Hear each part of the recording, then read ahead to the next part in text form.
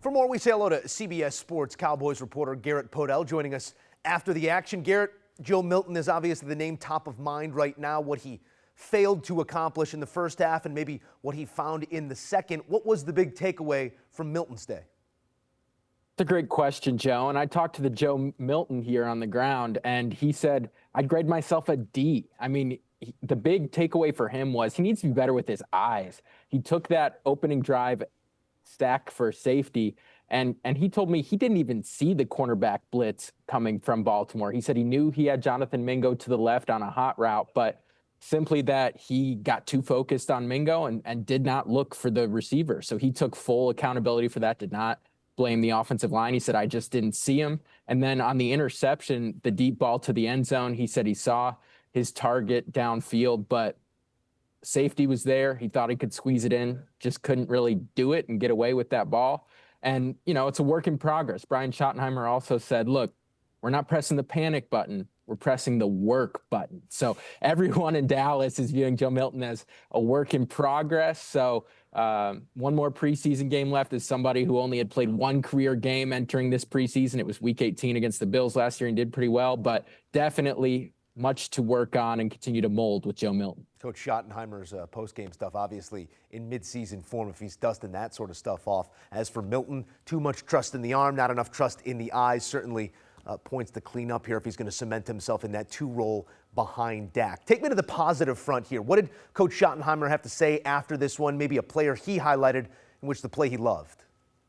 Well, I'm going to take you inside the locker room to a play that Tyler Booker loved, the 12th overall pick from the 2025 NFL draft. He said the one play that Milton really did thrive, the 49-yard bomb down the right sideline to Jonathan Mingo early in the third quarter, Tyler Booker felt that was his best play of the night because he said Baltimore came with sort of a stunt twist look, and he said, I'd seen that on film, and he felt he blocked that up perfectly. And he said that's kind of a play that he's going to take with him from this game to really remind himself, yeah, I can play in the NFL because of the way he was able to give Milton a clean pocket to deliver that 49-yard strike. And then cornerback Andrew Booth, he's a veteran. He was a 2022 second-round pick of the Vikings a few years back. Was traded to Dallas a couple off seasons ago, but he had the 40-yard pick six. That was the only touchdown that Dallas had tonight. And he did a little Deion Sanders imitation on his way to the end zone, doing the high step. And he said that was very intentional, as was baiting Cooper Rush, his former teammate, Dallas's longtime backup last year. Said, watched Rush's eyes the whole time, and he didn't want to commit pass interference. Kind of had his hands back like this, so he tipped the ball up, grabbed it, did a little Deion high step into the end zone. So that was certainly a play of the night for Booth, and a big play in this kind of position battle because Trayvon Diggs still nursing the knee injury. He had an offseason procedure in January, and Shavon Revel, the third-round rookie pick out of Eastern Carolina, he's still working his way back from a torn ACL he suffered last fall. So Booth making a play like that could maybe go a long way in terms of early season play time with both of those guys I just mentioned, still working their way back from knee injuries. Yeah, it's that time of year. You coach on the good stuff. You take a look at the bad stuff. You try and coach on that as well. But anytime you can get a foundational piece or a foundational play, you move forward with that. You know I get you on our air, Garrett. I got to pick your brain. No news is not always good news. We're looking for some news. What did you maybe observe in the lack of interaction between Micah Parsons and the powers that be there in Dallas? It's a phenomenal question. I get here hours before the game watching warm-up. Micah Parsons was on the field during warm-ups in, street clothes.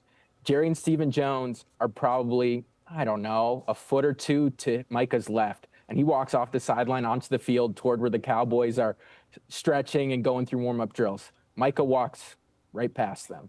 No one turned their head. Jerry and Steven, they didn't turn their head and look, there's Micah. Micah didn't do this. Oh, there's Jerry and Steven. Nope. Micah, Jerry and Steven, two ships passing the night. We still don't have much communication between either side as week one, September 4th against the Philadelphia Eagles, getting closer and closer, and we're still in the exact same spot here, Joe. We're playing the waiting game. I'd say get them in the same room, but it sounds like they are, in fact, in the same room, but contact still yet to be made. We're always lucky to be in contact with Garrett Podell. We appreciate the insight as always, Garrett. Thanks for having me.